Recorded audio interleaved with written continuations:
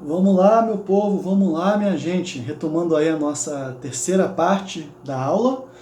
Já fizemos esse debate teórico conceitual envolvendo o conceito golpe e as disputas semântico-políticas que caracterizam toda a experiência de ruptura política. Resolvemos isso lá na primeira parte da aula. Na segunda parte da aula, fizemos aqui uma crônica factual da crise, lá do mensalão, em 2005, até o afastamento definitivo da presidenta da República, Dilma Rousseff, em agosto de 16, né?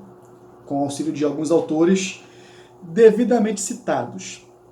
Agora, nessa terceira parte da aula, eu quero um pouco mostrar para vocês como que essas disputas políticas que marcaram a agudização do cenário da crise, elas pautaram também, de alguma forma, a produção historiográfica sobre o tema. Porque existe uma relação muito íntima, muito próxima, entre formulação epistêmica e política, epistemologia e poder. Né? Então, não existe uma episteme pura, sagrada, imaculada, capaz de mirar a realidade olimpicamente, no céu platônico. Toda a formulação epistêmica, toda a interpretação, ela é afetada ideologicamente pelos conflitos do seu tempo, nesse caso específico da nossa aula de hoje, pelos conflitos que a historiografia está narrando. Porém, isso não quer dizer que o nível de afetação ideológica seja o mesmo em toda a produção. Tampouco significa que não seja possível uma análise algo sóbria, algo moderada, não neutra, não imparcial, mas sóbria. Então, nessa parte da aula, na terceira parte da aula, eu quero discutir essa produção bibliográfica mais claramente ideologicamente afetada. E na próxima parte da aula, na última parte da aula, eu quero discutir uma produção que me parece mais sóbria. Não quer dizer que seja neutra ou imparcial. Até porque todos os autores operam com o conceito de golpe.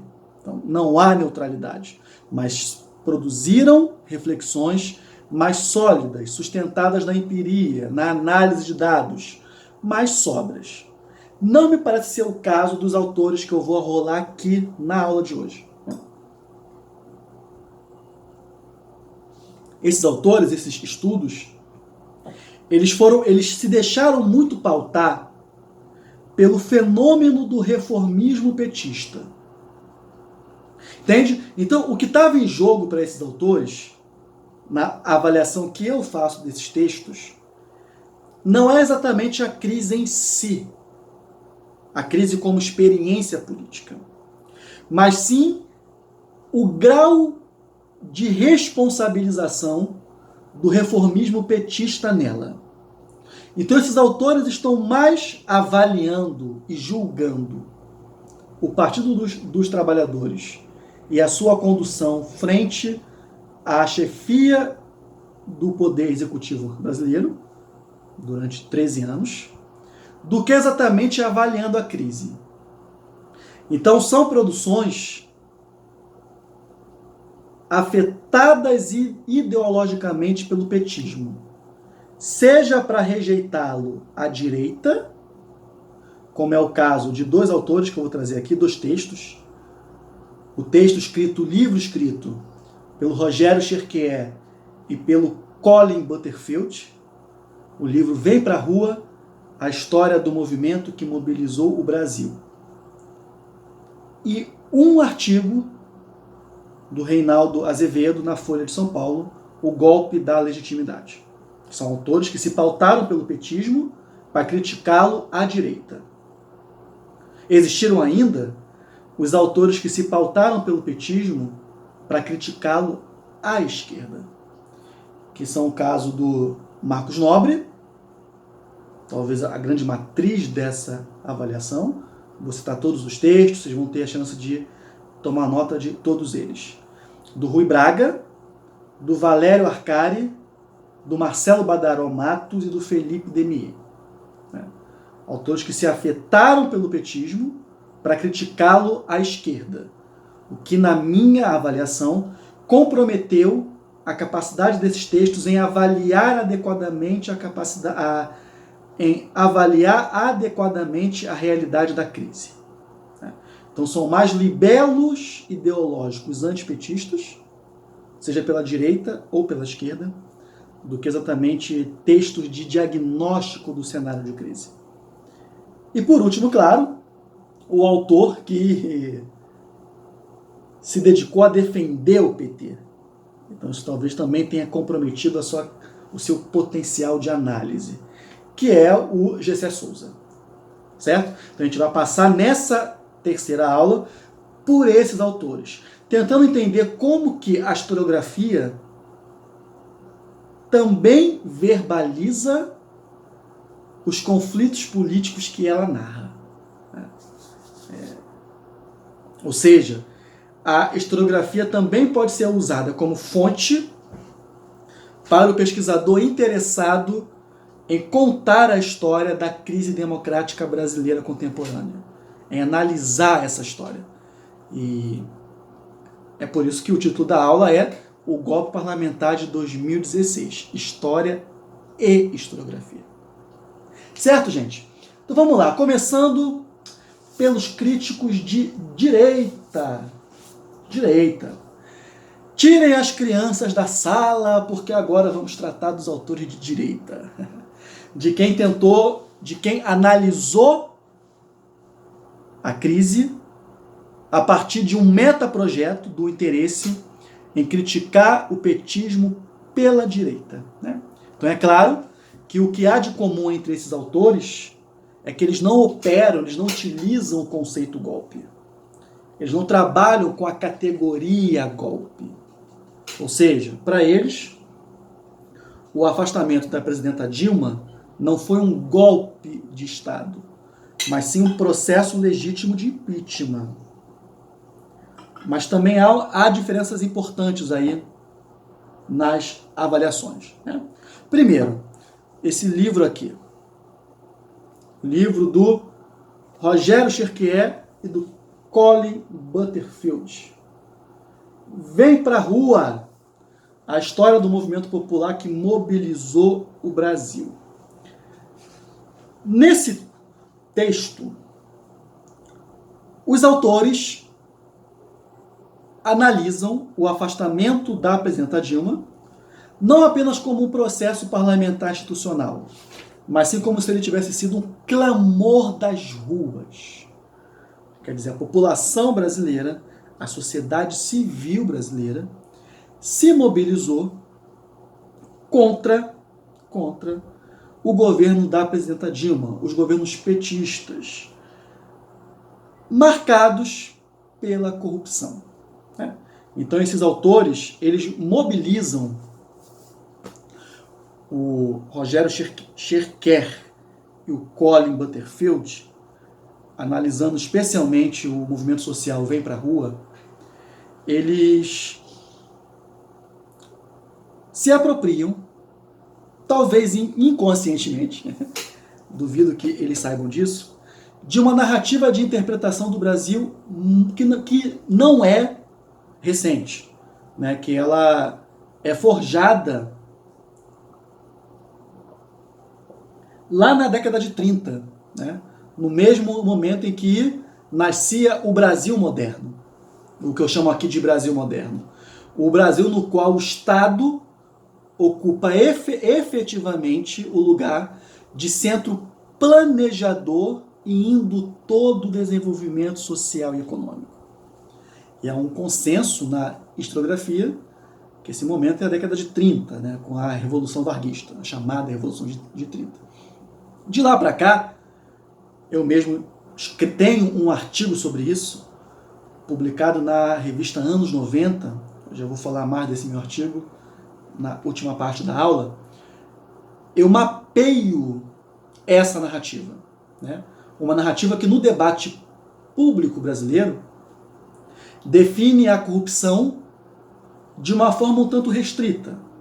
Corrupto é o político profissional roubando dinheiro público. O patrão que explora, superexplora seu empregado não é visto como corrupto. O especulador do mercado financeiro não é visto como corrupto. Corrupto seria, então, o político profissional eleito que rouba dinheiro público, né? Quer dizer, então, essa narrativa de interpretação do Brasil, fundada lá com a UDN, na oposição ao Getúlio Vargas, e que tem vida longa na história política brasileira, ela se capilarizou no imaginário coletivo a tal forma, começando com uma circunscrição, uma limitação semântica do conceito corrupção. Corrupto, então, e aí eu apresento, deixa eu tirar aqui, que é bem um livro que está segurando o tablet. Ficou bom, né? Ficou bom. Nesse livro aqui, Conversas sobre o Brasil, ensaio de crítica histórica, que eu organizei junto com meus amigos Jéssica Guimarães e Leonardo Bruno. Nesse livro eu escrevo um ensaio cujo título é A Cultura Política da Crise Brasileira, um ensaio de síntese histórica, né? Onde eu faço exatamente um mapeamento dessa narrativa, que parte do princípio, ela tem 3 premissas. Premissa 1, o grande problema estrutural do Brasil é a corrupção. Ok? Premissa 2, corrupção é político profissional roubando dinheiro público. Então nós temos aqui uma delimitação semântica que silencia outros conceitos possíveis de corrupção, como o conceito republicano de corrupção e o conceito marxista de corrupção. Está tudo no meu texto, no meu ensaio. Parte 3. O problema para combater a corrupção no Brasil passaria pelo encolhimento do Estado, né? Já que o Estado é a fonte da corrupção, quanto menos Estado, quanto menos coisa pública, menos corrupção, né? E aí a narrativa do combate à corrupção se torna também narrativa de defesa das reformas neoliberais de direita, de encurtamento, de diminuição do Estado. Okay? Então essa é uma narrativa de interpretação do Brasil muito antiga e muito poderosa. Muito poderosa. Tanto o texto do Cherquier e do Butterfield, como o artigo do Reinaldo Azevedo, de alguma forma flertam com essa interpretação, de maneiras distintas. O texto Vem pra Rua, a história do movimento popular que mobilizou o Brasil, do Cherquier e do Butterfield, ele parte do princípio de que o impeachment da presidenta não foi apenas uma movimentação palaciana, mas teria sido... Deixa eu botar aqui que está me cortando a cabeça. Aqui está melhor. Mas que teria sido resultado de uma pressão social orgânica da sociedade civil.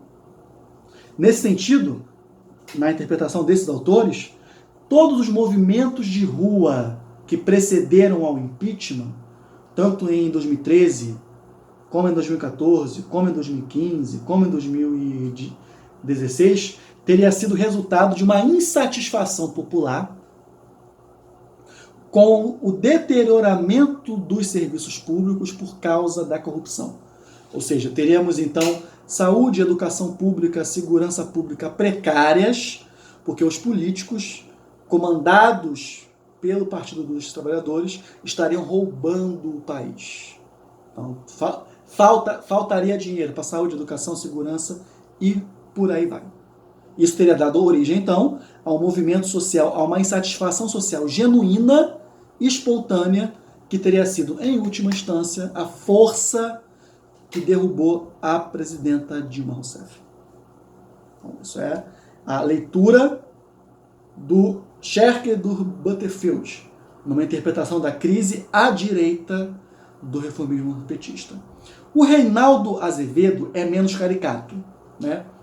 Ele defende a tese de que o impeachment não foi golpe, porque de fato a presidenta teria cometido os tais crimes de responsabilidade fiscal, né? As tais pedaladas fiscais, e que a própria legislação vigente, desde a aprovação da LRF, da Lei da Responsabilidade Fiscal, ainda no governo de Fernando Henrique Cardoso, em 2001, imputabilitaria, ou seja, atribuiria responsabilidade à presidenta. Logo, o impeachment para Reinaldo Azevedo é o resultado de crimes fiscais deliberadamente cometidos por Dilma e adequadamente julgados e punidos pelo Congresso Nacional, que numa situação de impeachment, de acordo com a legislação que regulamenta a matéria, ele atua como corte política e corte jurídica.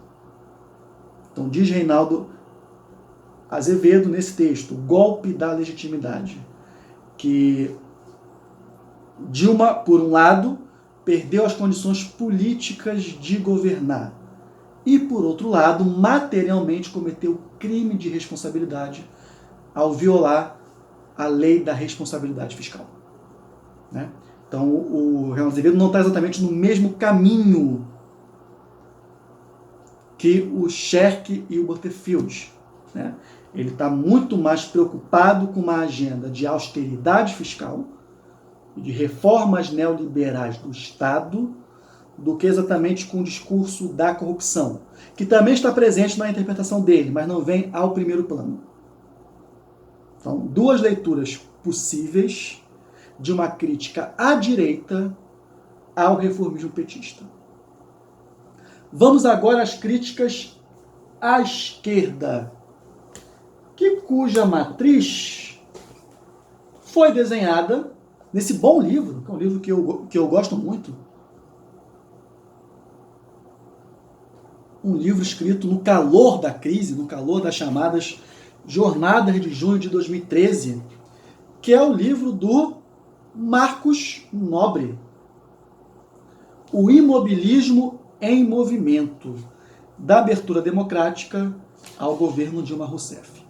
Bom, o Nobre aqui tem uma hipótese que de alguma forma vai pautar os estudos posteriores que interpretaram a crise democrática e o golpe, e usando a categoria golpe, diferente dos críticos os críticos do reformismo petista de direita, os de esquerda operam com a categoria golpe. Eles não negam a dimensão golpista do afastamento da presidenta Dilma Rousseff. E o Marcos Nobre aqui tem uma hipótese de que desde a redemocratização, de que o contrato social da nova república, ele teria como principal característica a blindagem PMDBista. Ou seja, nos acordos efetivados, na conjuntura da transição democrática, uma transição, segundo Nobre, pactuada, conservadora, costurada pelo alto, né, criou-se ali uma blindagem do sistema político partidário contra as demandas sociais de radicalização da democracia. Essa blindagem o Nobre chama de PMDBismo, ou seja, o PMDB atuaria aí como um partido blindagem, com uma força de blindagem do estabelecimento político contra demandas sociais genuinamente democráticas, que demandariam a radicalização dos valores democráticos que marcaram o processo de redemocratização. A partir dessa análise, é claro, o Nobre faz uma crítica ao reformismo petista. Crítica essa que todos os outros vão acompanhar pela sua aliança com o PMDB. Ou seja, na avaliação de Marcos Nobre, a aliança do PT com o PMDB não teria sido um imperativo da praxis política ou uma necessidade de governabilidade, mas sim uma escolha política ideológica feita pelo Partido dos Trabalhadores logo depois do seu sequestro pelo sistema. Ou seja, o PT teria chegado ao poder em 2003, eleito em 2002, com uma agenda disruptiva, de ruptura com esse sistema elitista, e com o tempo passou a fazer parte do próprio sistema. Isso teria sido marcado pela sua aproximação e aliança com o PMDB. Nesse sentido, junho de 2013 significaria o levante popular, o levante social contra essa blindagem. Ou seja, seria a sociedade civil tentando furar essa blindagem, representada agora, no caso, naquela altura, pela aliança entre PT e PMDB. Temos aí uma semelhançazinha entre os críticos de direita e os críticos de esquerda ao reformismo petista, que é a monumentalização de junho de 2013. Ambos interpretam junho de 2013 em chave bastante positiva. No caso dos críticos de direita, a sociedade civil se levantando contra a corrupção, gerida pelo próprio Partido dos Trabalhadores, o partido líder, chefe da quadrilha. No caso dos críticos de esquerda, a sociedade civil se levantando contra a blindagem PMDBista. A leitura do Nobre. O Rui Braga, nesse texto e em outros também, nesses dois textos aqui, a pulsão plebeia, trabalho, precariedade e rebeliões sociais. Nesse outro texto aqui, nesse outro livro, a política do precariado, do populismo à hegemonia lulista.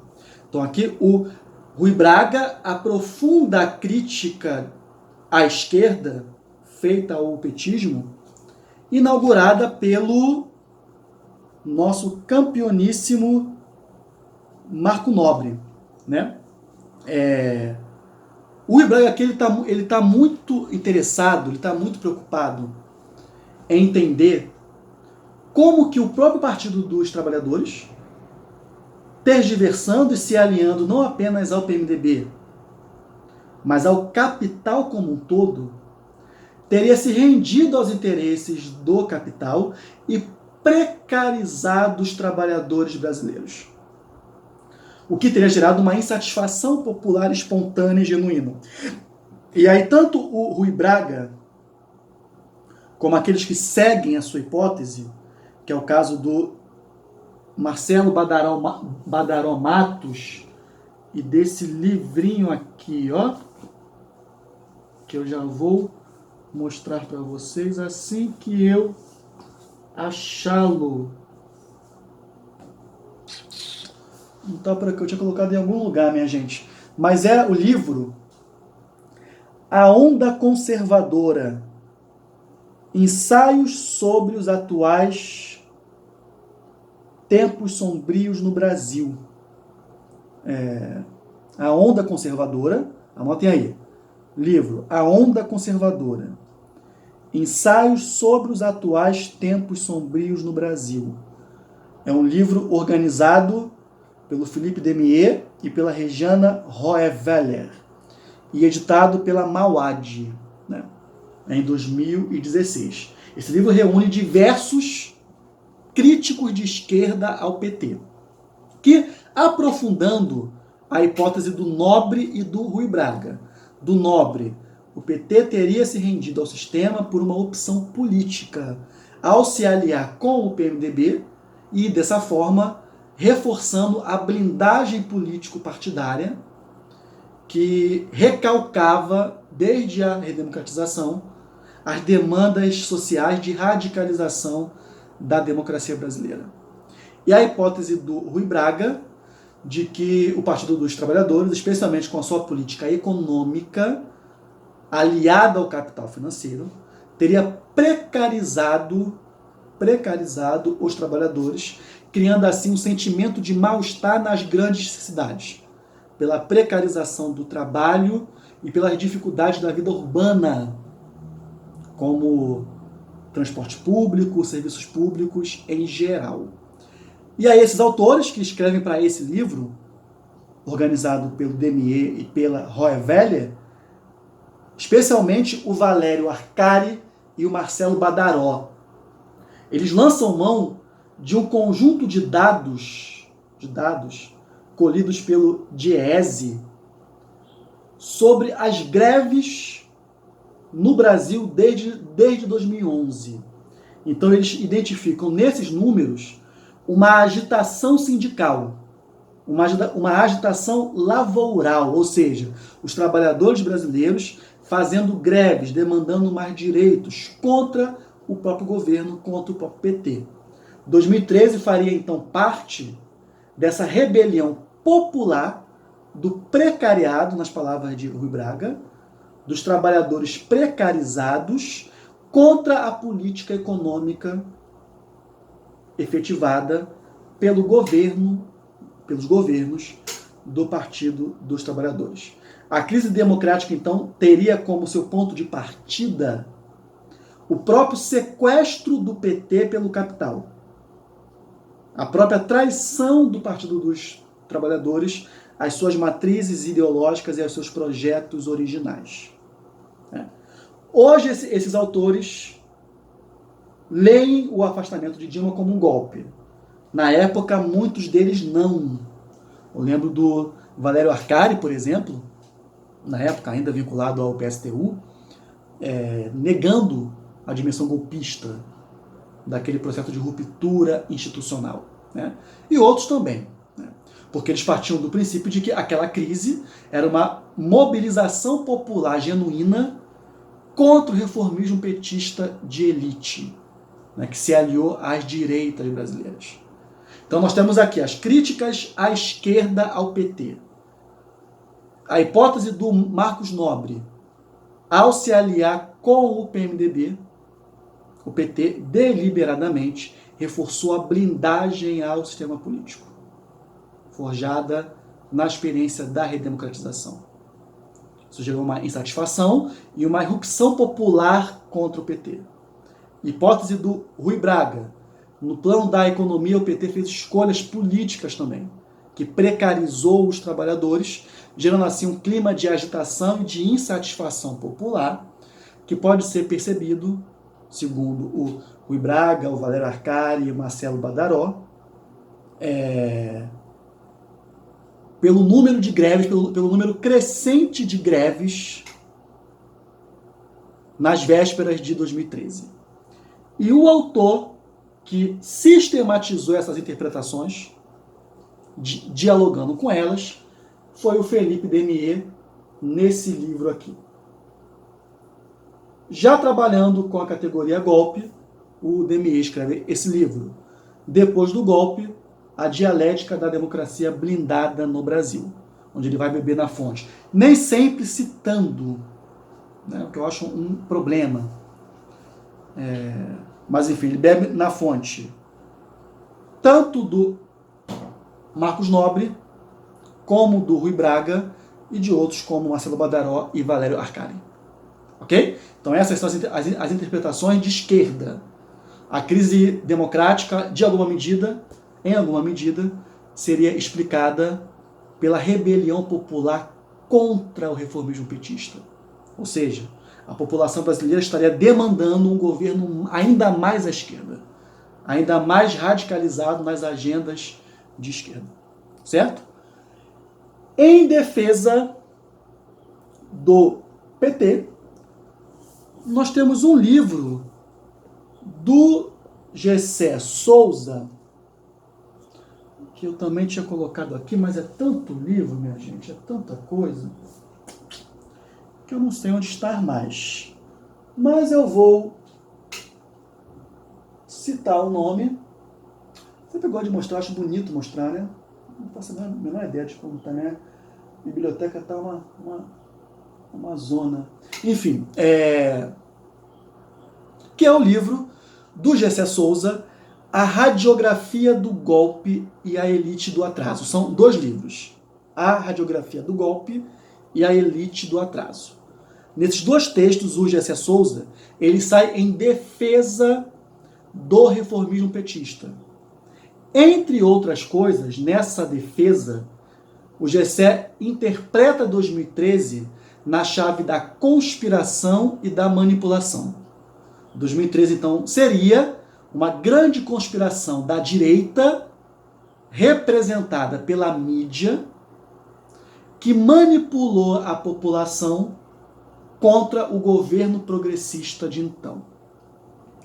Então, na sua defesa ao reformismo petista, Gessé Souza elabora uma interpretação de junho de 2013 completamente diferente daquelas feitas tanto pelos críticos de direita como pelos críticos de esquerda. Para quem? Para esses críticos, os de direita e os de esquerda, junho de 2013 foi uma rebelião popular espontânea e genuína contra os governos petistas. Cada um dos grupos de críticos, o de direita e o de esquerda, interpretam a motivação dessa rebelião numa chave distinta. Gessé Souza, ao defender o reformismo petista, interpreta junho de 2013 na chave de uma grande conspiração midiática contra o PT. O que mostra pra gente que a bibliografia da crise, ao menos nesses textos mais ideologicamente afetados, também coloca as jornadas de 2013 como alvo de vigorosas disputas político-interpretativas. Certo, minha gente, ok? Vamos fechar essa parte da aula e eu já volto para a última parte da aula, onde a gente vai examinar textos mais sóbrios, não imparciais, mais sóbrios. E na minha avaliação, de maior valor analítico. Já já eu volto.